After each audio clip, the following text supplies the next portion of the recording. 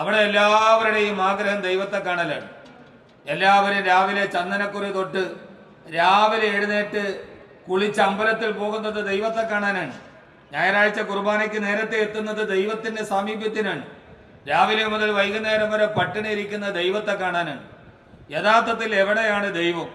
ഞാനൊക്കെ സ്കൂളിൽ പഠിക്കുന്ന കാലത്ത് ഒരു പാട്ട് കേട്ടിട്ടുണ്ട്. ദൈവത്തിൻ വീട് വിടെ, അവൻ ഉറങ്ങും മെതി എവിടെ, അമ്പലത്തിൽ കണ്ടില്ല പള്ളിയിലും കണ്ടില്ല എന്ന് പറഞ്ഞൊരു അനാഥനായ ബാലൻ ബാല്യകാലത്ത് അച്ഛനെയും അമ്മയെയും നഷ്ടപ്പെട്ട് ജീവിതത്തിന് അവലംബമില്ലാതെ ദൈവം എവിടെയാണെന്ന് അന്വേഷിച്ച് കിടക്കുന്ന ഒരു ചെറിയ പാട്ട് എൻ്റെ ഇതുപോലെയുള്ള സ്കൂൾ കാലഘട്ടത്തിൽ കേട്ടിട്ടുണ്ട്.